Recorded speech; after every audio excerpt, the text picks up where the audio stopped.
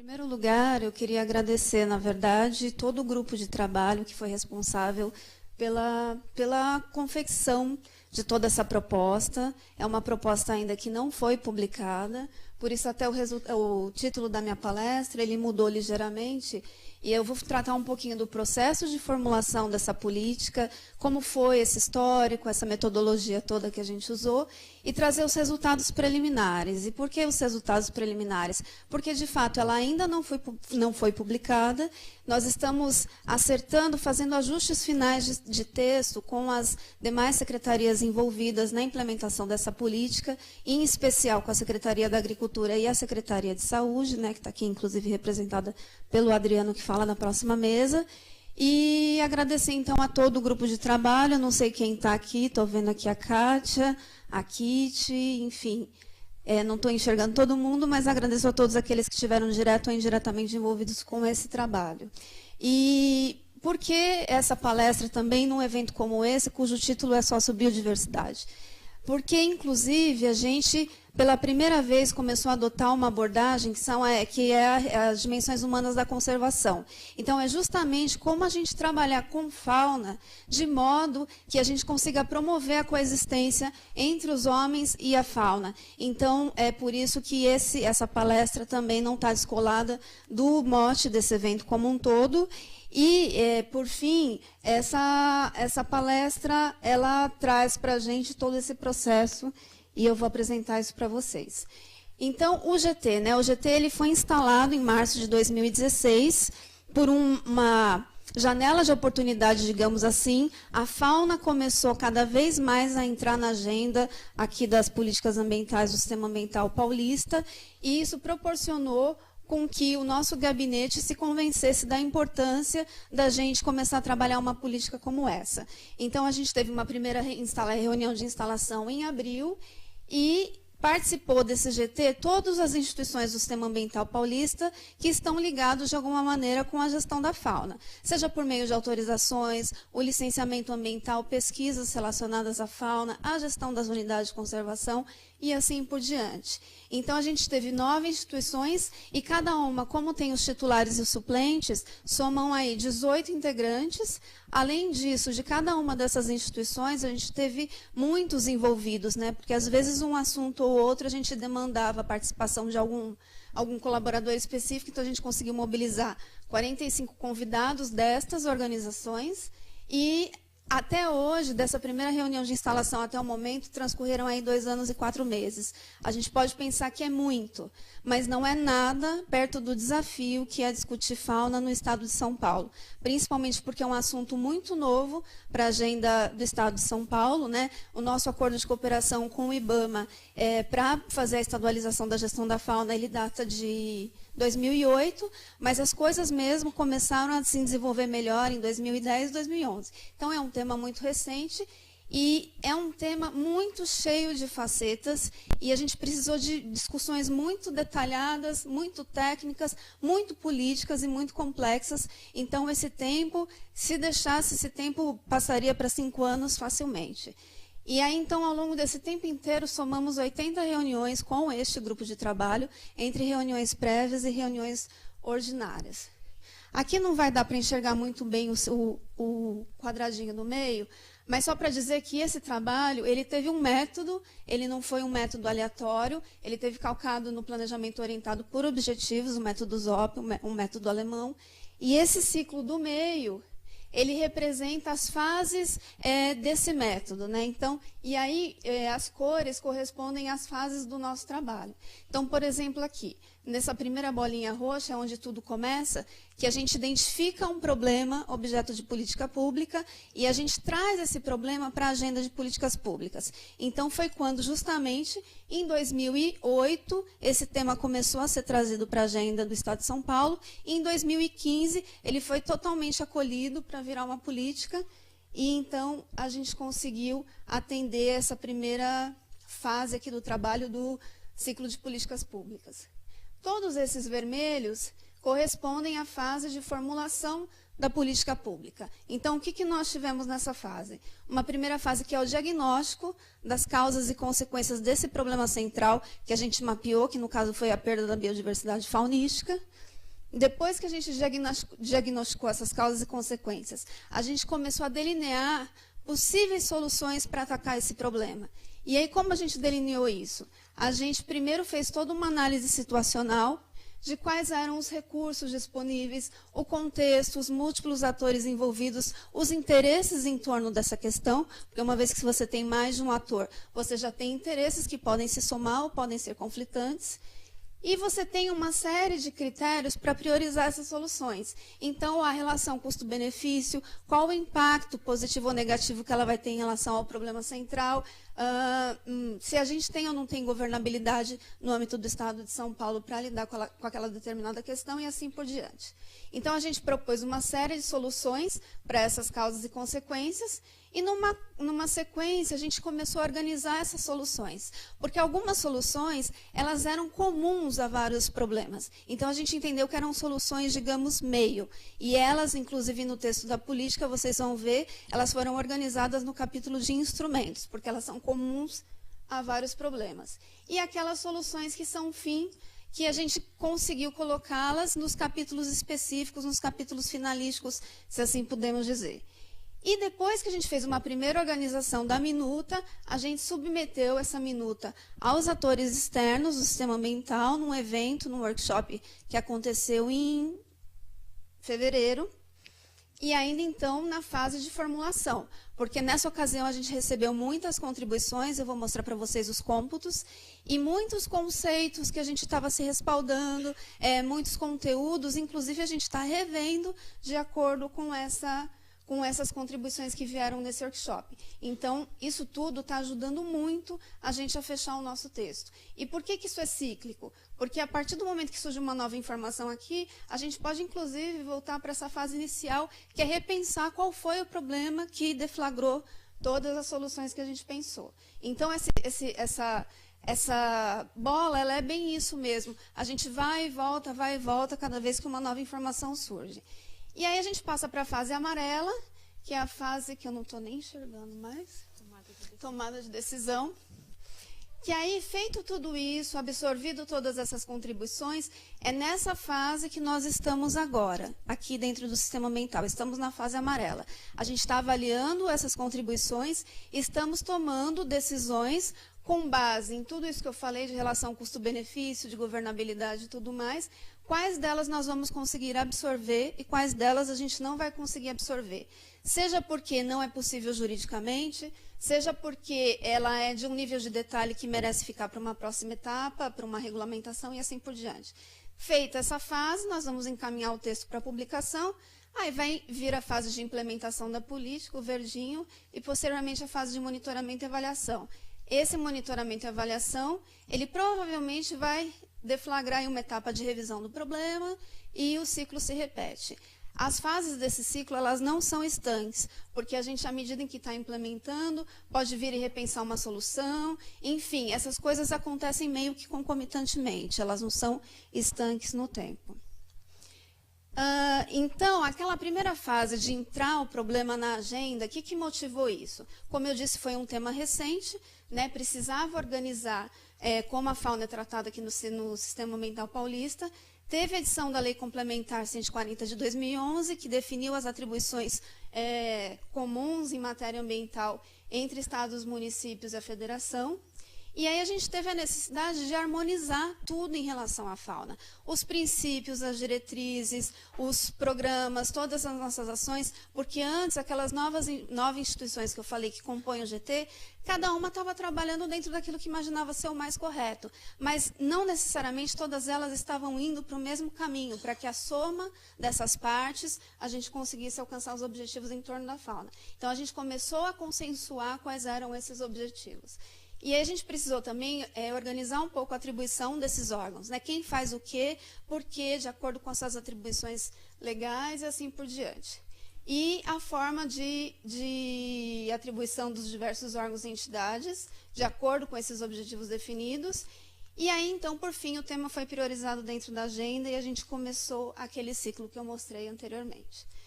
Importante destacar que o conteúdo dessa política é um conteúdo mais estratégico. Então, até por isso que algumas contribuições que a gente recebeu no workshop não poderão ser acolhidas, porque elas entram num nível de detalhe que não é para esse momento. Então, a gente está nessa fase verde, a política traz os princípios, as diretrizes gerais para a gente lidar com a fauna no Estado.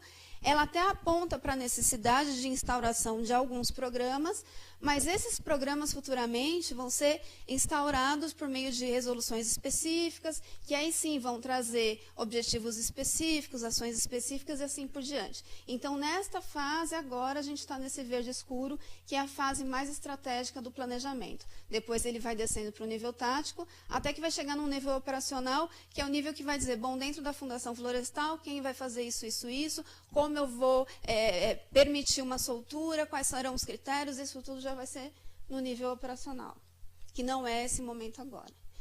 E aí, aquela fase de diagnóstico do problema, a gente começou a trabalhar com esse instrumento que a gente chama de árvore de problemas. Então, a gente detecta, aqui nesse verdinho do meio, eu já vou dar um zoom para vocês, está a perda da biodiversidade faunística. E a gente começa a entender quais são as causas das causas. Esse material aqui é só um pedacinho do material, ele é muito maior do que isso, e ele se resume da seguinte forma. Então, eu tenho um problema central, que é a perda da biodiversidade faunística, alguns problemas comuns que perpassam todos os demais problemas, que é esse conflito que existe entre o homem e a fauna, que ainda não permite essa coexistência, e a gestão ineficiente da fauna. Ineficiente da fauna por quê? Porque não estávamos preparados para essa estadualização. A gente está se organizando desde 2008 nesse sentido, mas é um longo caminho, uma vez que é um tema bastante novo.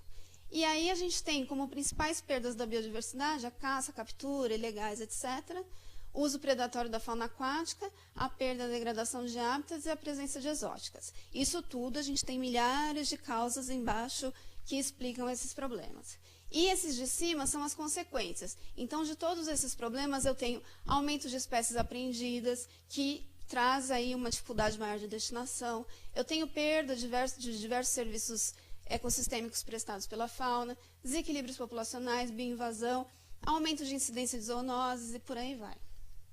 Então, isso tudo foi um amplo estudo, cada uma dessas caixinhas foi ao longo de uma reunião, 2 reuniões inteiras, até a gente entender bem o problema, porque sem entender bem o problema, a gente não conseguiria pensar a solução mais acertada. E aí, então, a gente pensou as diversas soluções, que eu não vou falar disso agora, eu vou falar já já, e essas soluções foram submetidas nesse workshop, como eu falei, que foi em fevereiro. Esse workshop, a gente quis apresentar essa primeira minuta que a gente construiu só dentro do GT e com aqueles 45 colaboradores e angariar as contribuições. E aí, para isso, a gente convidou para esse GT algumas instituições que estavam representando setores que, de alguma forma, estariam envolvidos com a implementação dessa política, ou porque seriam afetados por ela, ou porque possuem um acúmulo técnico e científico. É uma política bastante técnica. A gente precisou muito do setor acadêmico, inclusive, para nos auxiliar com as principais soluções, e é, inclusive, por isso que a composição do setor acadêmico, como vocês percebem, ela é bastante elevada. É óbvio que do setor do poder público estadual ela é maior, até porque o evento foi aqui dentro de casa, então houve a possibilidade de uma maior participação dos nossos técnicos.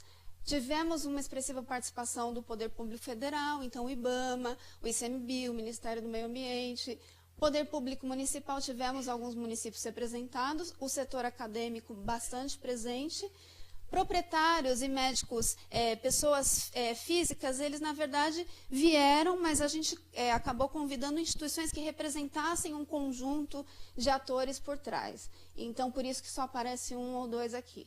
Organização da sociedade civil, então a gente teve muita participação das entidades que organizam os zoológicos, ONGs, enfim, as entidades de classe que trabalham com fauna, por exemplo, o Conselho de Medicina Veterinária, assim por diante. Os empreendimentos de fauna não comerciais, como o zoológico, criadouros científicos, os comerciais, lojas de pet, etc., consultorias ambientais que lidam com licenciamento e por aí vai. Poder Legislativo, tivemos a presença de alguns gabinetes de deputado e por aí vai. Bom, tudo isso para dizer o quê? Aqui sim os resultados finais. Então, o texto final da nossa política ficou com essa estrutura por enquanto, pode ser que alguma coisinha ou outra a gente ainda melhore, mas só para dizer para vocês o seguinte, ele traz um primeiro capítulo com as disposições preliminares. Nesse capítulo a gente tem os princípios, a finalidade da política, os objetivos específicos e o conjunto de definições, que são muitas, uma vez que o tema é bastante técnico e precisa de muitas definições para que ele se torne inteligível para o grande público. Depois a gente tem um segundo capítulo que vai trazer questões gerais da conservação integrada da fauna silvestre. Conservação integrada justamente porque a gente está entendendo conservação in situ e ex situ como faces de uma mesma moeda que se complementam. Depois ele traz um capítulo só sobre o uso sustentável da fauna aquática, um outro só sobre polinizadores e agentes de controle biológico, justamente pela importância do tema nesse momento. Ele traz um capítulo sobre as espécies exóticas e a gestão dos processos de bioinvasão, soltura de fauna silvestre, manejo de fauna silvestre sob cuidados humanos, antes era em cativeiro, e por conta de algumas sugestões no workshop a gente mudou para sob cuidados humanos, destinação de animais silvestres, a fauna cometida por acidentes ambientais, que parece que é um tema simples, mas é bastante complexo, fauna silvestre no âmbito do licenciamento ambiental, então o que os estudos têm que conter para que a gente consiga perder o menos de habitat possível para não impactar muito a fauna. Cadê? Ah, tá. E os instrumentos, aí um conjunto de instrumentos que servem para sustentar todos esses outros capítulos finalísticos. Então, aquelas causas que eram comuns aos vários problemas, as soluções delas estão aqui, nesse capítulo de instrumentos, que traz uma seção sobre pesquisa. Então, aqui a gente tem diversas diretrizes de como a pesquisa sobre fauna poderia funcionar no estado de São Paulo.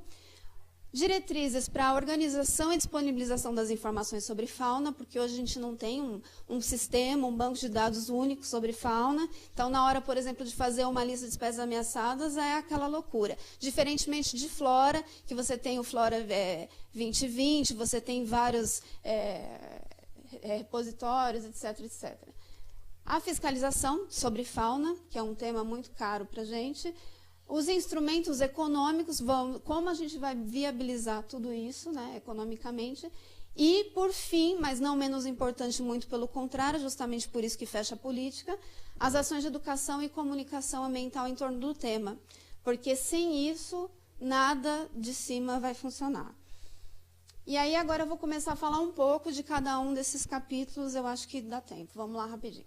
Então, os princípios. Esse foi um capítulo, uma sessão, desculpa, que surgiu do workshop. A gente não tinha construído uma sessão de princípios, e aí a gente percebeu que tinha muita sugestão, que eram sugestões que perpassavam a política inteira. Então, não merecia estar só num capítulo ou só em outra. Merecia estar num capítulo de princípios, para que ela fosse observada ao longo de toda a implementação da política. Então, a questão do bem-estar animal, reconhecer a questão da interação humano-fauna e o quanto isso é um desafio para a nossa gestão, reconhecer a abordagem da saúde única, que inclusive o Adriano vai falar na sequência, e como a gente pode promover a integração das políticas voltadas à saúde animal, ambiental e pública por meio dessa abordagem da saúde única, a importância da participação de todos os segmentos ao longo de toda a implementação da política, porque senão a gente não vai conseguir dirimir os conflitos humano-fauna, e o reconhecimento das mudanças climáticas sobre a conservação da fauna. A nossa finalidade máxima da política é definir as diretrizes e instrumentos para que a gente consiga a conservação integrada da fauna e, com isso, reduzir as pressões sobre essa fauna silvestre. Os objetivos específicos. Para cada um daqueles quadradinhos principais, seja nas causas ou das consequências daquele diagrama que eu mostrei, a gente deflagrou lá um objetivo específico para lidar com aquela questão. É quase uma relação 1 para 1. Então, o que a gente traz? Evitar ou minimizar a perda e degradação de hábitats. Esse é um objetivo máximo, então isso perpassa o licenciamento, perpassa a autorização de todas as atividades e por aí vai. Promover a manutenção dos serviços ecossistêmicos, porque a gente tinha visto que eles estavam se perdendo. promover o desenvolvimento de atividades sustentáveis que contribuam para a conservação da fauna. Então, por exemplo, fauna aquática, a gente traz uma série de diretrizes para uma boa exploração da fauna aquática por meio dos recursos pesqueiros. Por exemplo, prevenir a entrada, controlar e, se possível, erradicar a presença de espécies exóticas e invasoras. Gerir os conflitos decorrentes dessa interação humano-fauna.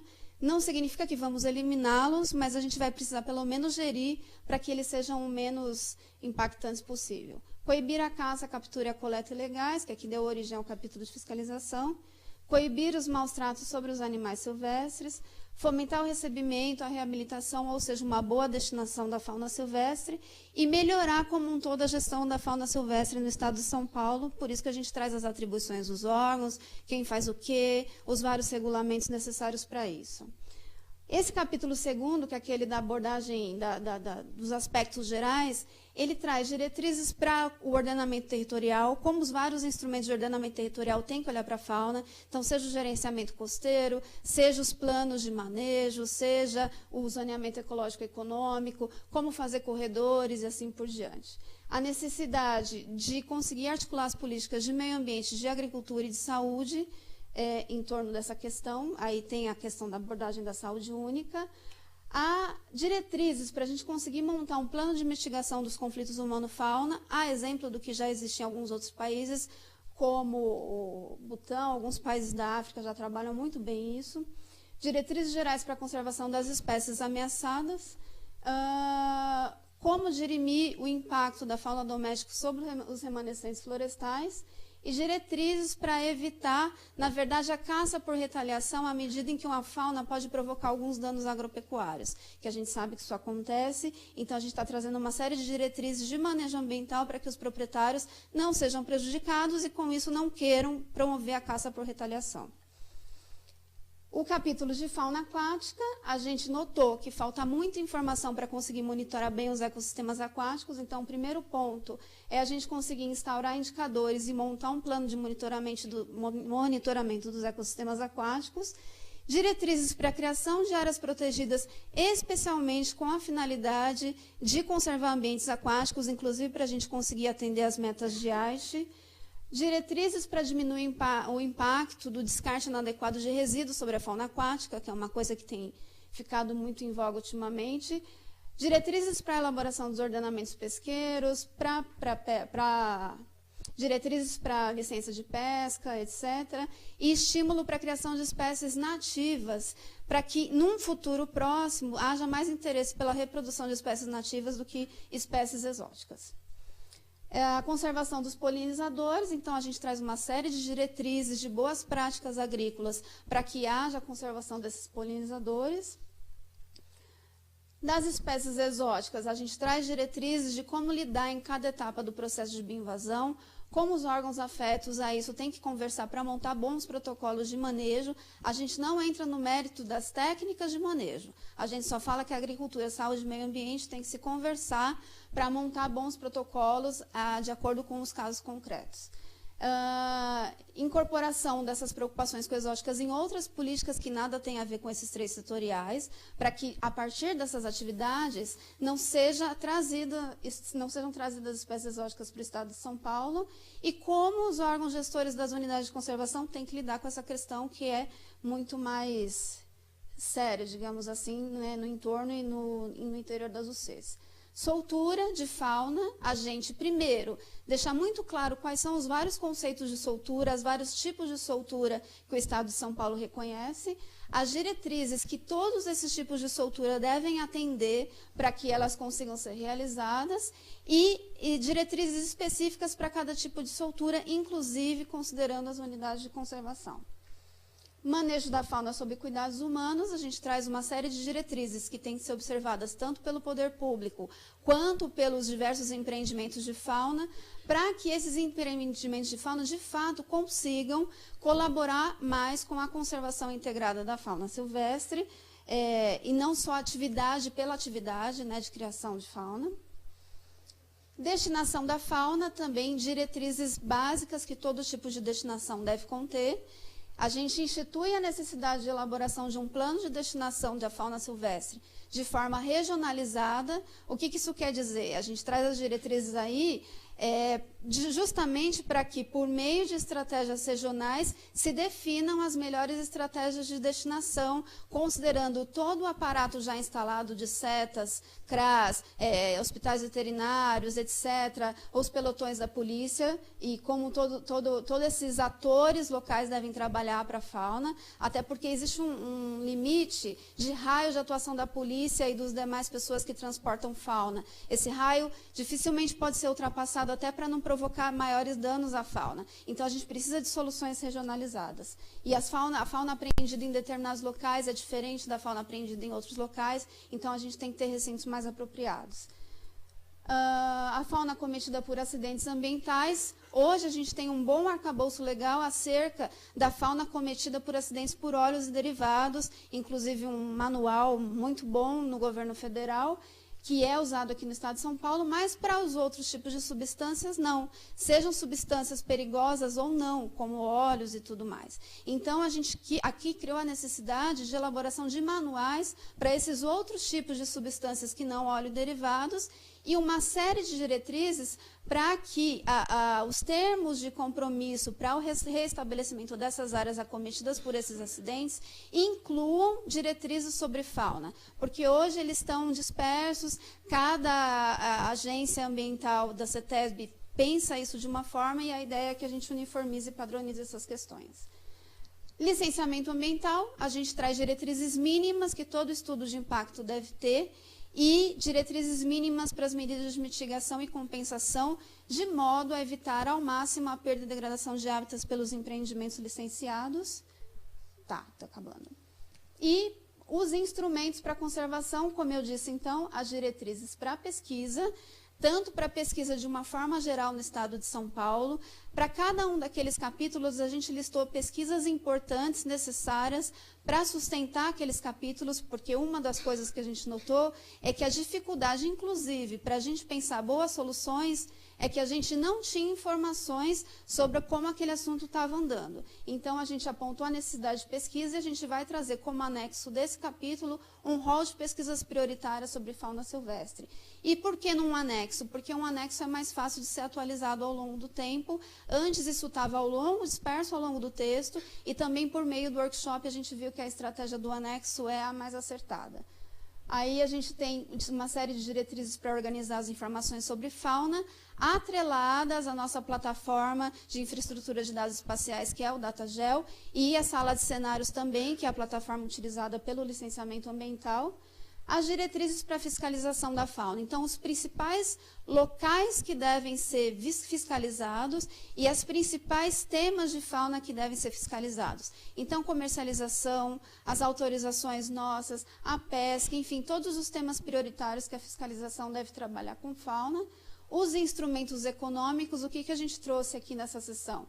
Quais são os principais instrumentos econômicos que podem ser usados para trabalhar com fauna e quais as atividades ou comportamentos que a gente gostaria ou de incentivar ou de coibir de forma que a gente alcance uma melhor conservação da fauna. E temas prioritários para a educação ambiental também consta aí nesse capítulo. Do workshop inteiro, então, para a gente chegar nesse formato final, a gente teve um total de 735 contribuições que vieram não só no dia do workshop, como também depois por e-mail, numa plataforma online que a gente disponibilizou por ofícios, tanto da Secretaria de Saúde, de Agricultura, da Assembleia Legislativa. Então, todos os atores com parte nesse processo já se manifestaram e a gente só está trabalhando em cima da composição dessas várias ideias e como a gente achar um caminho do meio para que o texto fique o melhor possível do ponto de vista técnico, mas também atendendo às diversas necessidades dos atores envolvidos.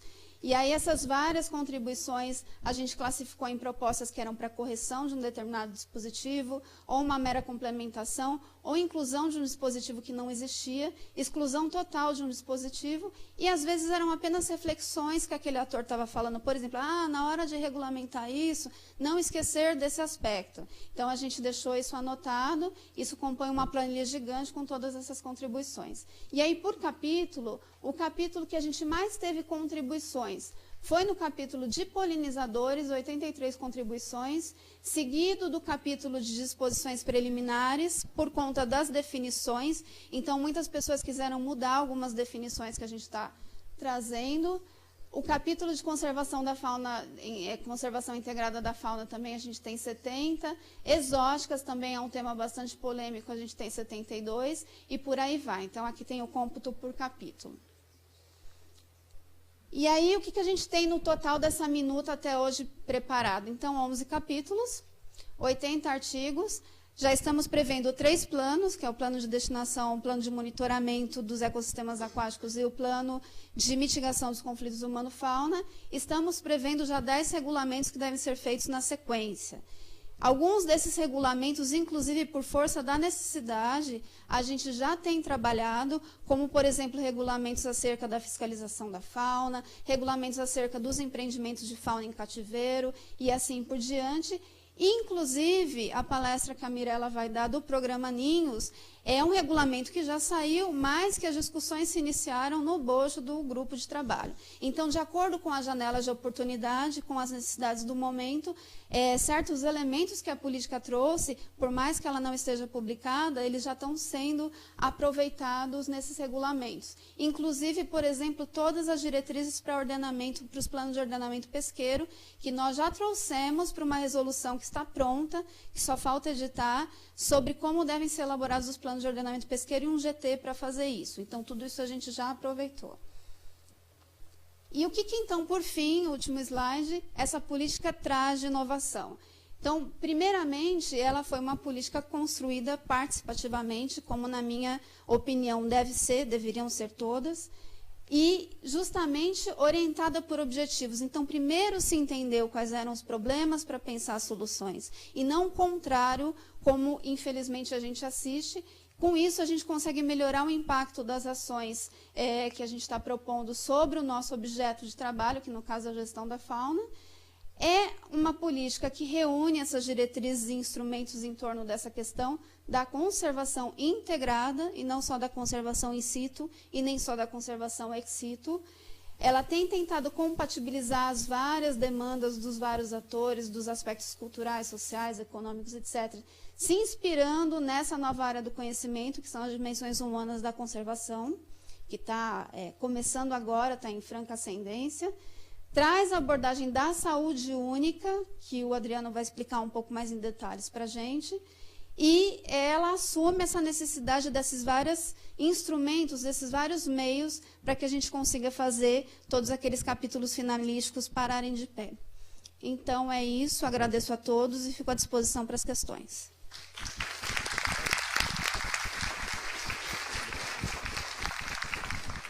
Obrigado, Carolina.